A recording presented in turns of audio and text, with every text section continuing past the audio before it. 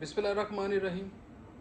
आज हमारा टॉपिक बड़ा अहम है क्योंकि हम बात करने जा रहे हैं याह्या खान रिजीम की 1969 टू 1971 के कैसे अयूब खान ने अपना इक़्तिदार जो उनसे है वो याह्या खान के सुपुर्द किया और कब किया, और किस तरीके से याह्या खान ने जो अपना एक लीगल फ्रेमवर्क ऑर्डर दिया था उसके अंदर क्या क्या पॉइंट थे और उससे क्या नतीजा अखज़ हुआ और क्या फ़ायदा हुआ नए कॉन्स्टिट्यूशन बनाने के अंदर, और कैसे इलेक्शन हुए और कैसे ईस्ट पाकिस्तान और वेस्ट पाकिस्तान के अंदर किन किन को कितनी सीटें मिली, और फिर मुजीबुर रहमान और जुल्फ़िकार अली भुट्टो और याह्या खान एक टेबल पे बैठे और क्या नतीजा अखज़ हुआ।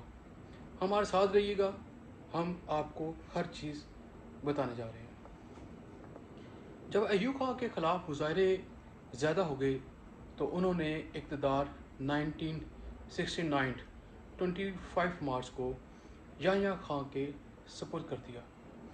अब याह्या खान ने मार्शल लॉ लगा दिया और 1962 का जो कानून था इसको ख़त्म कर दिया और अनाउंस किया कि बहुत जल्द इलेक्शन होंगे और नई असम्बलियाँ बनेगी जो नया कॉन्स्टिट्यूशन बनाएंगी। चूँकि अब कोई कॉन्स्टिट्यूशन नहीं था, इसलिए 30 मार्च 1970 को लीगल फ्रेमवर्क ऑर्डर मुतारफ़ कराया गया। इसमें तमाम इलेक्शन के तरीक़ेकार को लीगल तौर पर लिखा गया था।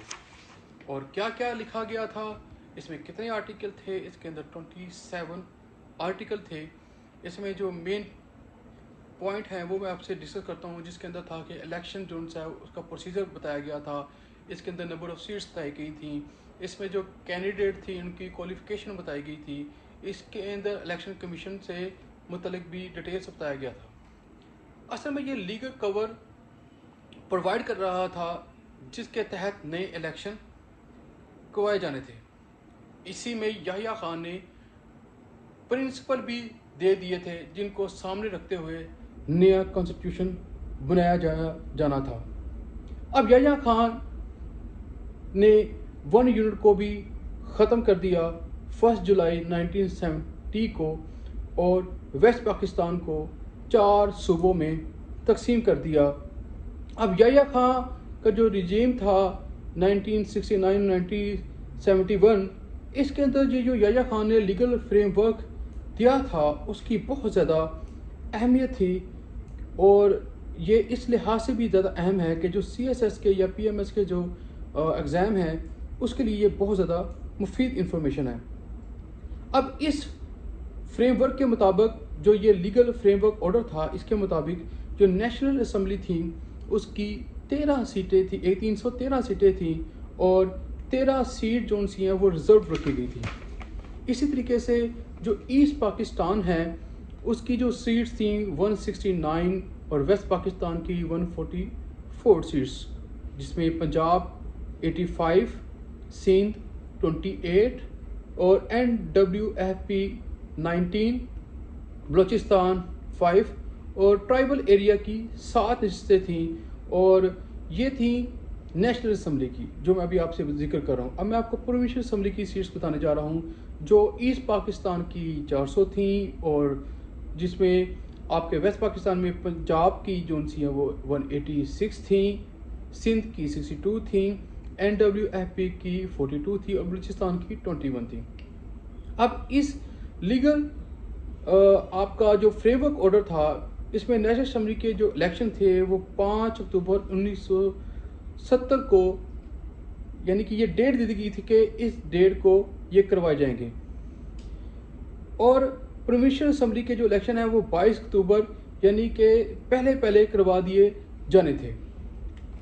लेकिन the new constitution of Pakistan will follow the following principle, जिसके अंदर याह्या खान ने अपने LFO, जिसको मैं आप पहले बता सकता हूँ कि LFO क्या है। ये जो मैं बार बार लफ्ज़ इस्तेमाल कर रहा हूँ ना लीगल फ्रेमवर्क ऑर्डर का, इसको हम LFO भी कहते हैं। इसमें लिखा था जो भी असम्बली बनेगी वो LFO में बताए गए पॉइंट के मुताबिक नया कॉन्स्टिट्यूशन पाकिस्तान बनाएगी। अब पाकिस्तान फेडरल रिपब्लिक होगा और इसका नाम इस्लामिक रिपब्लिक ऑफ पाकिस्तान होगा। इसी तरह हम मज़ीद आगे चलते हैं और आपको बताते हैं कि इसका हेड ऑफ स्टेट जो है वो मुस्लिम होगा और इलेक्शन नेशनल असम्बली के और प्रोविंशियल असम्बली के वफाकी सतह पर और सूबाई सतह पर जो भी लेजिस्लेचर बनी है इलेक्शन अडल्ट फ्रेंचाइज की बुनियाद पर होगा। इसी तरीके से इसमें जो सिटीज़न हैं उनको फंडामेंटल राइट भी मुमकिन बनाने जाने की तनकीद उसको कहा गया, लिखा गया कि फंडामेंटल राइट जो उनसे हैं वो सिटीज़न को पॉसिबल बनाए जाएंगे, मुमकिन बनाए जाएंगे।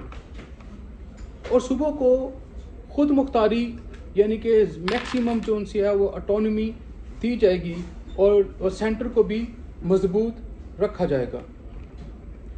अब लोग स्टेट एक्टिविटी में अपने जो पार्टिसिपेट करेंगे यानी कि जो लोग हैं वो स्टेट की जो एक्टिविटी होंगे उसके अंदर वो पार्टिसिपेशन करेंगे, उसमें हिस्सा लेंगे और ये लोग माशी अदम मुताबिकत को ख़त्म किया जाएगा यानी कि इकनॉमिक डिस्पैरिटी सूबों के अंदर और माशरे के अंदर इसको ख़त्म किया जाएगा।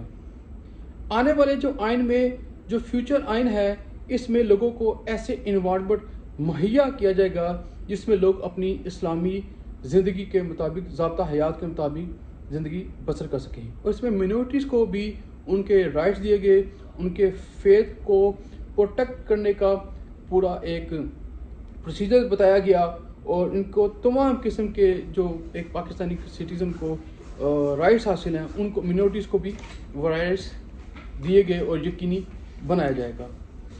ये भी तय किया गया कि अगर असम्बली होगी तो वो नेशनल असम्बली होगी और वो पाकिस्तान का प्राइम लेजिस्लेटिव ऑर्गन होगी यानी कि वो पाकिस्तान का प्राइम लेजिस्लेटिव ऑर्गन होगा ये या फेडरल लेजिस्लेचर दो हाउस पर हो सकती है। उन्होंने आने वाली असम्बली पर छोड़ दिया कि वो यूनिकैमरल निज़ाम चाहती है या बाई कैमरल निज़ाम चाहती है। लेकिन जो नेशनल असम्बली बनी थी वो पाकिस्तान बनेगी, वो पाकिस्तान का प्राइम लेजिस्लेटिव ऑर्गन होना था।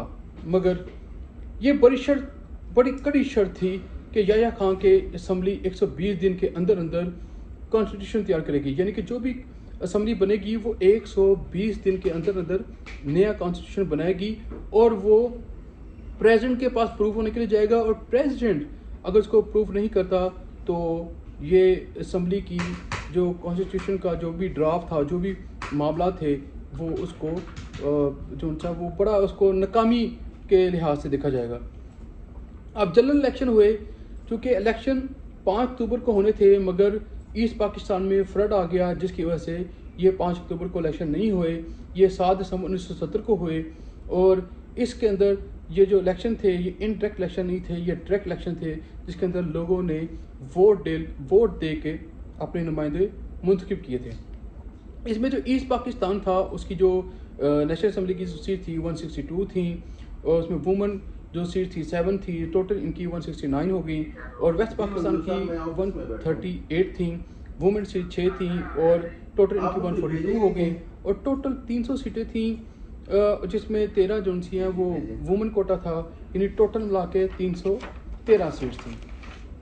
इसी तरीके से इनमें 2 किस्म की पार्टियां थी जो बहुत स्ट्रॉन्ग थी। ईस्ट पाकिस्तान की तरफ से अवामी लीग थी और जो वेस्ट पाकिस्तान था उसकी तरफ से पाकिस्तान पीपल पार्टी बहुत स्ट्रॉन्ग थी। जो अवामी लीग थी इसको बंगाली नेशनलिस्ट पार्टी के तौर पर नज़रियाती तौर पर देखा गया और इसका जो लीडर था वो मुजीब था। इसने 6 पॉइंट जो उनसे प्रोग्राम दिया जो 1966 में दिए थे उसके मुताबिक उसने इलेक्शन लड़े और उसको बहुत फ़ायदा हुआ इस चीज़ का। और जो जुल्फ़िकार अली भुट्टो था वो वेस्ट पाकिस्तान की तरफ से एक जो उनसा वो लीडर के तौर पे उभरा और उसने जो अपना स्लोगन दिया था वो थी रोटी और दूसरा कपड़ा और मकान। अगर अवामी लीग की बात की जाए तो इसकी जो सीट्स थी वो 160 थी और इसकी 7 जो उनसे वो वुमेन वुमेन कोटा था और टोटल 167 जो सी है वो सीट्स हासिल कर सके। इसी तरीके से पीपल पार्टी जो सी है वो 81 सीट्स जो सी है वो विन की उन्होंने। एक उनको 4 जो सी उनको वुमेन कोटा मिला और टोटल इनकी सीटें हो गई 85। इस तरह PMLN कयूम की 9 थी, एक वुमेन कोटा और टोटल मिला के इनकी 10 सीटें। इसी तरह जमीयत उलमा इस्लाम इनकी 4 इन्होंने सीटें जीती और वुमेन कोटा कोई नहीं था और टोटल इनकी बनी 4। इस तरह PML जो कौंसल थी इसकी जो सी थी वो 7 जो सीटें इसने जीती और इनकी जो टोटल सीट्स थी वो 7 थी, इनको भी वुमेन कोटा नहीं मिला। अदर पार्टी जो थी उनकी 23 सीटें थी, एक वुमेन कोटा था, तो मिलाकर इनकी 24 हो गई। और इंडिपेंडेंट जो लोग थे वो 16 थे और 16 ही इनकी टोटल तादाद हो गई। यानी कि टोटल जो सीट्स हो गई वो 300 हो गई और जिनमें 13 वुमेन का कोटा था और टोटल मिला के 313 सीट्स हो गई। और इसमें JUI और JUP की 7 थी और इसी तरह जो NAPW की 6 थी और पाकिस्तान जो पार्टी थी डेमोक्रेटिक उसकी 1 सीट थी। अब टर्न आउट जो उसका था इन इलेक्शन का वो 57.96% था, जिसमें अवामी लीग 39.2% वोट और पीपल पार्टी के 18.6% वोट। हाई पोलराइजेशन पाई गई थी, यानी कि जो वेस्ट पाकिस्तान के लोग थे उन्होंने अपने लीडर को वोट दिया, जो ईस्ट पाकिस्तान के लोग थे उन्होंने अपने लीडर को वोट दिया। बहुत ज़्यादा पोलराइजेशन पाई गई। अब प्रोविंशियल असम्बली के अगर रिज़ल्ट को देखा जाए आपके लिहाज से तो अवामी लीग जो थी वो उसने ईस्ट पाकिस्तान के अंदर 288 सीट हासिल की और 10 वुमेन कोटा, तो टोटल मिलाकर 298 हो गई। इसी तरीके से इसमें पाकिस्तान डेमोक्रेटिक पार्टी उसकी 2 थी और वुमेन कोटा 0, तो उसकी मिला के 2 हो गई।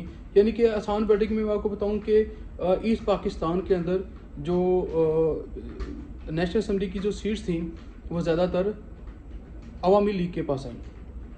इसी तरीके से अगर वेस्ट पाकिस्तान की तरफ देखा जाए तो इसमें 313 पीपल पार्टी ने हासिल की और जो मुस्लिम लीग जो कौंसिल थी उसने 15 की और क्यूम ने 6 की, जमीयत उलमा इस्लाम ने 6 की। यानी कि आसान वर्डिंग में इसमें भी मैं बताऊं कि जो आपकी जो वेस्ट पाकिस्तान था वहाँ पर जो अक्सरियत थी वो पाकिस्तान पीपल पार्टी की थी।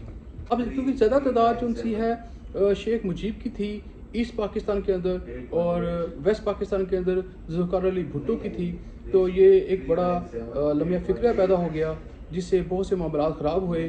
तो 3 मार्च 1971 को याह्या खान ने असम्बली का इजलास ढाका में बुलाया, मगर जुल्फ़िकार अली भुट्टो ने इसकी मुखालफत की कि हमारी जो नुमाइंदे हैं, जो आपके हमारे इलेक्टिव नुमाइंदे हैं, हालात ख़राब होने की वजह से वहाँ पर नहीं जा सकते, जिसकी वजह से 28 फरवरी 1971 को याह्या खान ने वो इजलास पोस्टपोन कर दिया। और असम्बली का इजलास पोस्टपोन होने की वजह से ईस्ट पाकिस्तान में पॉलिटिकल अनरेस्ट पाई गई और वो बहुत ज़्यादा हंगामी सूरत हाल थी।